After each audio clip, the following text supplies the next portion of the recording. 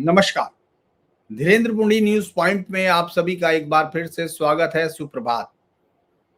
योगी आदित्यनाथ को अगर आप अभी देख रहे हैं तो उनको चारों तरफ से घेरने की कोशिशें जारी है।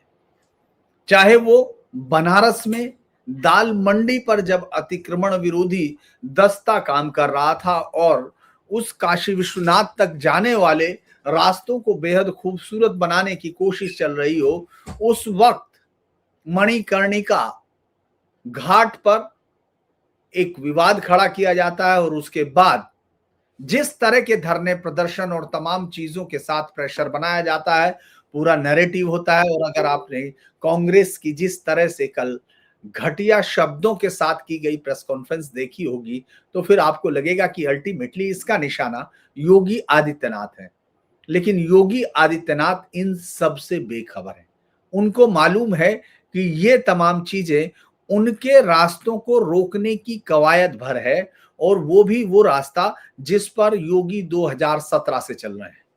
सबसे बड़ा रास्ता है कि जिस तरह से उत्तर प्रदेश में आपने लंबे समय से ऐसी सरकारें देखनी शुरू कर दी 2000 के बाद से ही, जब बीजेपी आखिरी बार वहां सत्ता में थी 17 साल से पहले, यानी जब राजनाथ सिंह मुख्यमंत्री हुआ करते थे। उसके बाद की सरकारों ने इस प्रदेश में जिहादियों को और तमाम उन लोगों को जो धर्म के नाम पर कुछ भी कहीं कब्जे करना चाहते हो, मंदिरों की जमीन कब्जाना चाहते हो, या फिर जो धर्म भीरू नागरिक हैं उनके घरों पर कब्जे हो, उन सब की छूट दी हुई थी। आपने देखा होगा कि किस तरह से मस्जिदों का मसला हो या तमाम जगह पर हो, और अगर कोई अवैध अतिक्रमण बाजारों में चल रहा था, कहीं भी मजारें उगा रही थी, जैसे कुछ भी कहीं जमीन से अचानक वो तमाम कहां कहां से वो पीर बाबा दरगाह वो पैदा हो रही थी, किसी को कोई मतलब नहीं था। लेकिन योगी आदित्यनाथ 2017 से इस काम में अबाध तौर पर जुटे हुए हैं कि जो भी गैर कानूनी है वो साफ होगा। संभल में चल ही रहा है, और एक और संभल में कब्रिस्तान के अंदर देख लिया गया कि वो जमीन तो कब्रिस्तान के नाम पर थी और उसमें भी मस्जिद बना दी, उस पर भी पैमाइश हो गई, उसको भी नोटिस दे दिया गया। ये हाल फिलहाल की बात है, और चूंकि मैंने संभल के लिए आपके लिए किया ही था, लेकिन आज हम दूसरी खबर पर हैं। एक दरअसल महाराजा सुहेलदेव का नाम हो, यानी वही महाराजा सुहेलदेव जिन्होंने एक आक्रमणकारी को बहराइच के उस हत्यारे बर्बर को जिस तरह से वहां रोका और उस तरह से उसको आखिरी नींद सुलाया, वो यूपी के महाराज सुहेलदेव, उनके नाम पर बहराइच में जब ये बीजेपी की सरकारें आई तो वहां मेडिकल कॉलेज बनाया गया। यानी उसी बहराइच शहर में, जिस शहर का नाम ही महाराजा सुहेलदेव पर होना चाहिए था, उस शहर में महाराजा सुहेलदेव के नाम का कोई नाम लेवा नहीं था, सिवाय उनके समर्थक तो जरूर थे। तमाम उन लोगों को आपने देखा होगा किस तरह से तमाम लोग उनको चाहने वाले थे, लेकिन सरकारों के कानों पर उसकी जू नहीं रेंगती थी।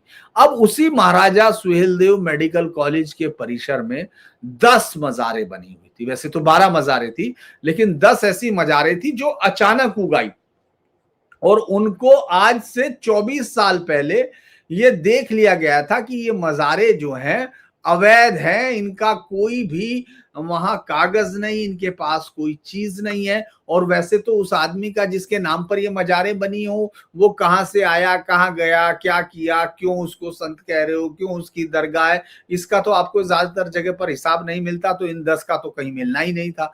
तो ये 24 साल पहले जो नगर मजिस्ट्रेट थे, उन्होंने कह दिया था कि ये सब फर्जी हैं, इनका कोई वो नहीं है, अवैध मजारे हैं। इसके बाद इनके संचालन करने वाले लोगों ने, चूंकि आप समझ रहे होंगे 10 मजारे तो 1000 लोग तो पल रहे होंगे उन पे, तो उन लोगों ने क्या किया, कमिश्नर के यहाँ अपील कर दी, और कमिश्नर के यहाँ अपील करके, लेकिन 7 साल पहले 2019 में कमिश्नर ने भी तत्कालीन नगर मजिस्ट्रेट के, यानी जो 24 साल पहले का नगर मजिस्ट्रेट का ऑर्डर था कि ये मजारे अवैध है, उसको अवैध ही मान लिया गया था। लेकिन उसके बाद ये बंद हो गया, सब ठंडे बस्ते में पड़ गया।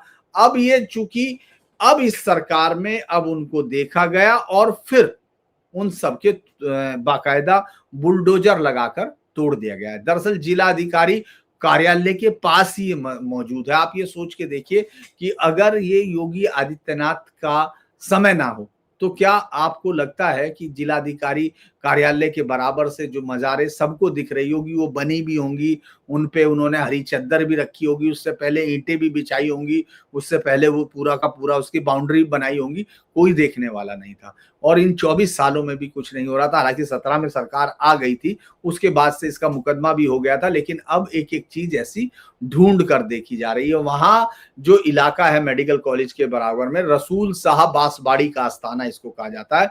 यहाँ 2 मज़ारें पहले से थी। कोई नहीं जानता भई क्या कहाँ है ये, लेकिन वक्फ बोर्ड में दर्ज है। आपको मालूम है वक्फ बोर्ड में कैसे दर्ज होती हैं, तो ये कैसे दर्ज थी और इसके बाद जो इसको देख-रेख करने वाले थे, वो उन्होंने 10 अन्य छोटी मज़ारें बाद में बनानी शुरू कर दी। यानी मज़ारें से बाद में एक के बाद एक बच्चा पैदा होने लगा, वो मज़ारें बनने लगी और कहीं भी कुछ भी उगने लगा। इन मज़ारों को तभी 2002 में मना भी कर दिया गया। ये आप सोचिए कितने दिन से, क्योंकि चढ़ावा तो सब हिंदू को लोग पहुँच ही जाते हैं चढ़ावा देने के लिए, तो वहाँ चढ़ावा भी चल रहा था।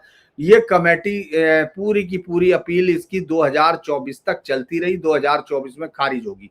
फिर ये कमिश्नर के यहाँ पहुंचे माफ कीजिएगा, कमिश्नर के यहाँ भी ये अपील खारिज हो गई।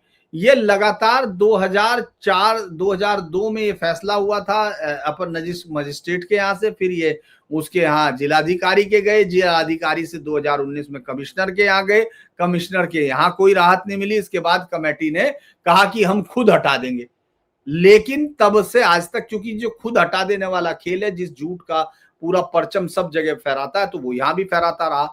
अब 2023 में जब ये पूरा मेडिकल कॉलेज बना, तब ये इसके परिसर में आ गई, तो उसके बाद फिर इस पर सवाल जवाब हुआ कि भाई अब क्या हो। तो नगर मजिस्ट्रेट फिर जो राजेश प्रसाद है, उन्होंने कहा कि भाई 10 जनवरी को 26 को तमाम पक्षों को हमने कह दिया कि ये अवैध मजारे 17 तक हटा लो, लेकिन मजारों को नहीं हटाएगा। उनको लगा कि शायद अब कोई बात नहीं, अभी तो योगी दबाव में है, क्योंकि बनारस में जाके उनको खुद कहना पड़ा और वो सब है, तो लिहाजा यहाँ क्या देंगे। आज सुबह अपना पहुंचे, पुलिस बल पहुंचा, माफ कीजिए कल जो है सुबह ही वहां पुलिस बल पहुंचा, और उसके बाद सिर्फ 2 मजारे छोड़ के वो तमाम मजारों के उनके बंजर वंजर सब उन्होंने उठाकर वहां से बाहर निकाल दिए। इसके साथ साथ चूंकि योगी को आप देवरिया का आपको याद ही होगा, जिसमें एक बाकायदा बीजेपी के नेता की हत्या भी हो गई थी, सिर्फ उसकी मजार का काम रुकवाने के लिए पेपर देने पर, उसके खिलाफ, मतलब उसको जो उसका अवैध निर्माण था उसके खिलाफ जब दी गई थी, तो जिहादियों ने हत्या तक की थी। लेकिन वो तो आपने देखा ही होगा, टूटा होगा। लेकिन एक और बड़ा क्या क्या खेल चल रहा था, बस ये देखने की जरूरत है। चूंकि योगी को हम लोग, इसीलिए मैं कह रहा हूं कि उसके ऊपर किसी तरह का दबाव अभी काम नहीं कर रहा है, चाहे वो कोई भी कोशिश करे, कम से कम इस मामले में तो वो नहीं कर सकते। एक और मामला था, आपने देखा होगा कि लगातार, हालांकि वो कल तक बड़ा हो जाएगा, कोर्ट भी उस पर कुछ कहेंगी, या आज भी हो सकता है सुप्रीम कोर्ट में या कहीं हाई कोर्ट में पहुंचे। दरअसल बरेली में जो है एक खाली मकान पड़ा था गांव में, और चूंकि मस्जिद की कोई इजाजत नहीं, घर के मतलब बराबर में बीच में मकान है, वहां जो है गांव वाले आए और अपने खाली मकान में ही उन्होंने नमाज पढ़ना शुरू कर दिया, सामूहिक नमाज पढ़ने लगे, और फिर एक अस्थायी मदरसा भी चलाने लगे।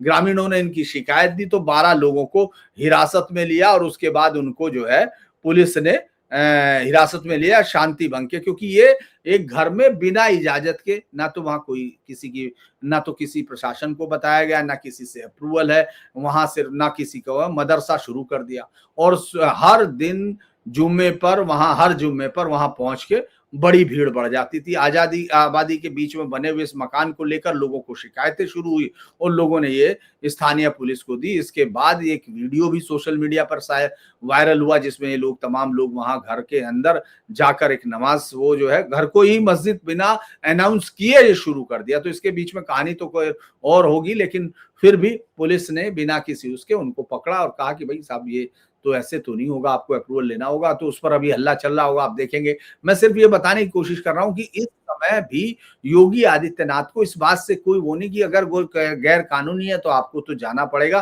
कम से कम जिहादी एक्टिविटी को खुलेआम चलने की इजाजत तो नहीं देगी। क्योंकि अभी इसमें कल से एक दिन पहले ही ब्रिटिश मौलाना शमसुदा हुदा खान का खलीलाबाद शहर के बीच में गोश्त मंडी में एक मदरसा भवन था, उसको भी गिराने का आदेश एसडीएम कोर्ट ने दिया है। क्योंकि 15 दिन का समय दिया कि भाई आप इस मदरसे को गिरा दें, वरना तो जो है खुद प्रशासन ध्वस्तीकरण कराएगा और इसका खर्च प्रबंधन से भू राजस्व के रूप में वसूल करेगा।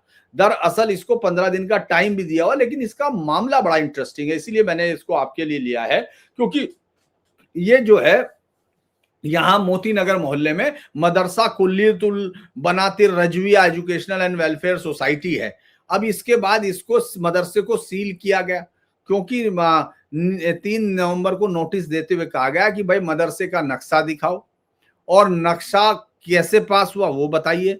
अब इसको लेके तुरंत जो है, आपको मालूम है कोर्ट तो सबसे इजी चीज है, वो लोग पहुंचे हाई कोर्ट में, पहुंचे हाई कोर्ट में डबल बेंच में सुनवाई हुई, और पिछले साल, ये कई साल से चलता हुआ मामला है भी, और उसके बाद पिछले साल 13 नवंबर को हाई कोर्ट ने याचिका खारिज करते हुए कहा कि भाई 2 सप्ताह में सक्षम न्यायालय में आप विस्तृत आपत्ति दर्ज कराएं। आदेश में यह भी कहा गया कि भाई 6 हफ्ते बाद इस पर निर्णय लिया जाए। अब जब ये साहब हाई कोर्ट के आदेश के बाद फिर सारा सिस्टम एसडीएम कोर्ट पहुंचा, वहां सुनवाई हुई, और वहीं से 13 जनवरी को एसडीएम कोर्ट से भवन गिराने का आदेश पारित हो गया। भवन गिराए जाने के नोटिस में जब एसडीएम कोर्ट में पर्याप्त कारण नहीं रखा, तो अब एसडीएम कोर्ट ने, मतलब वहां उन्होंने बचाने का कोई कारण बता नहीं पाए, क्योंकि हुआ क्या है, क्योंकि ये शमसुल हुदा खान यहाँ पहले टीचर था, दारुल उलूम अहले सुन्नत मदरसा अर्शिया में था। इसने 2013 में ब्रिटेन की नागरिकता ले ली। इसी बीच मदरसे से सैलरी और वह अन्य मद में 17 लाख रुपए 2017 तक लेता रहा। ये वही केस है जिसमें मदरसे में आप विदेश चले गए, लेकिन मदरसा आपको पैसे भी देता रहा, छुट्टी भी देता रहा, प्रमोशन भी देता रहा, यानी आप पूरे पैसे लेते रहे। और ये 17 लाख दोहरी नागरिकता के दौरान वो पाकिस्तान खाड़ी देशों की यात्रा करके उसने अवैध फंडिंग के माध्यम से जिले में जमीन खरीदी और ये करोड़ों की लागत से मदरसा बनवा दिया। इसको जो है शिकायत होने पे फरवरी 2024 में डीएम कोर्ट के आदेश पे मदरसे की जमीन को राज्य सरकार में निहित कर सील कर दिया गया। और उसके बाद इसने क्या किया, ये तो हो गया था, लेकिन मदरसा जो प्रबंध तंत्र था, क्योंकि वो तो उसपे सिस्टम पे पल रहे हैं ना वो लोग, वो तो एक के बाद एक दूसरा काम करेंगे, तो उन्होंने क्या किया, उन्होंने नया मदरसा तुरंत बराबर में एक अन्य भवन का आनंद फानन में निर्माण कराया, उसमें मदरसा शुरू कर दिया। एटीएस की जांच रिपोर्ट व शिकायत इसको भी संचालित मदरसे को भी बाकायदा प्रशासन ने सील कर दिया, और इस डीएमओ के आदेश पे कोतवाली खलीलाबाद में मौलाना के खिलाफ फेमा के तहत रिपोर्ट दर्ज कर ली गई। और उसी में चूंकि मगर की तरफ से नोटिस दिया गया था, मगर जो नियत प्राधिकारी विनियमित क्षेत्र मगर में आता था, वहां से नोटिस दिया गया, उसके खिलाफ प्रबंधन तंत्र हाईकोर्ट गया था। चूंकि जैसे ही मौलाना, वहां कोर्ट में भी सब दलीलें चली, उन्होंने बताया कि भाई ये तो ब्रिटिश नागरिक हो गया, और इसके बाद मदरसे की जमीन को हमने सरकारी खाते में निहित कर लिया। अब ये कोई पत्रावली वो मदरसा तंत्र नक्शे से संबंधित कुछ दे नहीं पाया, इसलिए मदरसे को आदेश दे दिया गया गिराने का। 15 दिन के अंदर या तो खुद गिराए, नहीं तो प्रशासन गिराएगा, और सारा पैसा वसूलेगा किससे, आपके प्रबंधन तंत्र से, जो इसको लेकर कोर्ट तक जा रहा है। हालांकि उस वक्त प्रबंधन तंत्र ये कह देगा, आप देख लीजिएगा कि साहब हमारे पास तो पैसा नहीं, हम लोग कहां से पैसा लाएंगे, लेकिन ये एक बड़ी लड़ाई है। योगी आदित्यनाथ ने, हालांकि उस पर बहुत मणिकर्णिका पर आज भी वहां हम लोग जानते हैं कि अलग अलग प्रदर्शन होते रहेंगे, क्योंकि कल पाल समाज के लोग गए, उन्होंने भी वहां जाके अंदर घुसने की कोशिश की, लेकिन उनको अंदर जाने नहीं दिया गया। 7-8 के खिलाफ एफआईआर आपको मालूम हो चुकी, संजय सिंह के और पप्पू यादव के खिलाफ एफआईआर हुई है। तो योगी आदित्यनाथ का कहना है कि अगर कुछ गलत होता तो मैं किसी को छोड़ूंगा नहीं। तो ये उनका स्टाइल है। मुझे लगता है कि उत्तर प्रदेश में इतने सारे विरोध में वही स्टाइल अभी बीजेपी के लिए काम कर रहा है, नहीं तो ऐसे ऐसे से जो खेल हो रहे हैं वो तो आपको भी मालूम है। अगर आपको वीडियो अच्छा लगे तो लाइक कीजिए, सब्सक्राइब कीजिए, शेयर कीजिए, और हम लोगों को क्यूआर कोड पर आप स्कैन करके सहयोग भी कर सकते हैं। आपका दिन शुभ हो। नमस्कार।